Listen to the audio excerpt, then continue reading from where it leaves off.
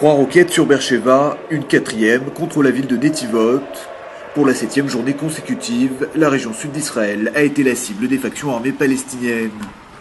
L'aviation de Tsahal poursuit elle aussi ses frappes sur la bande de Gaza, preuve que le cessez-le-feu négocié en début de semaine peine toujours à s'imposer sur le terrain.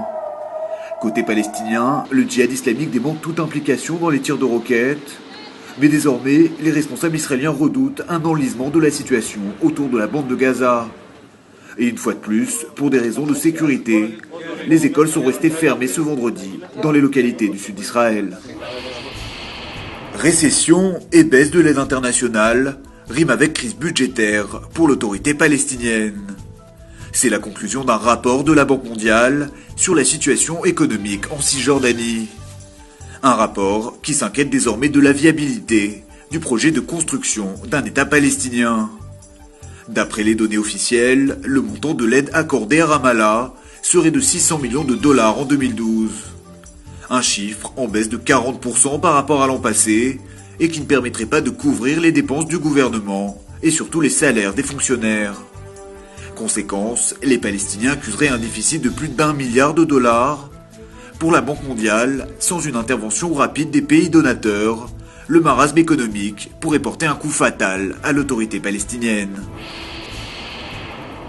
Le journal britannique The Guardian a publié mercredi des courriels échangés entre le président syrien Bachar el-Assad, son épouse Asma et les proches du pouvoir. Écrits entre juin 2011 et février dernier, ces 3000 mails ont été interceptés par l'opposition syrienne. Ils dévoilent l'intimité luxueuse du couple présidentiel, un soutien mutuel de tous les instants, mais aussi certaines confessions politiques. Sans surprise, on découvre un Bachar el-Assad recevant directement des conseils de l'Iran, un allié inconditionnel de son régime. La correspondance email d'Asma Assad dévoile quant à elle une passion pour les achats en ligne.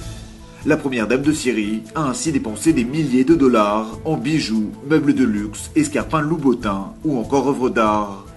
Une femme déconnectée des réalités, alors que son pays se trouve à feu et à sang, elle annonce régulièrement à ses proches que tout va bien. It is one of the best exercise. In your country the level is really very high, and especially this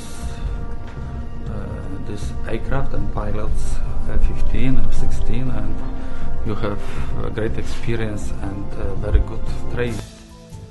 9 ans après que des avions israéliens aient survolé le camp d'Auschwitz, ce sont des manœuvres militaires qui unissent de nouveau Israël et la Pologne. Une première pour les aviations des deux pays qui se sont notamment livrés à des simulations d'attaque-défense. Organisés dans le désert du Negev, les exercices ont associé des chasseurs F-16 israéliens à des MiG de fabrication russe. Le tout sous les yeux du commandant de l'armée de l'air polonaise, Lech Majewski. Côté israélien, ce rapprochement fait suite à beaucoup d'autres avec des pays d'Europe de l'Est ces derniers mois.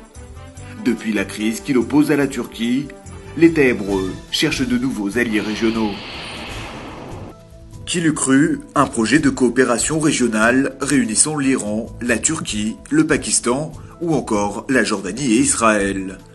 C'est pourtant sous la bannière de l'UNESCO que tous ces pays participent ensemble et malgré eux au financement du projet Sésame. Un synchroton qui repose sur l'idée d'échanges technologiques et scientifiques au Moyen-Orient. Chacun des pays cités participe à hauteur de 5 millions de dollars au financement d'un immense laboratoire. L'échéance de cet ambitieux projet régional est prévue pour 2015.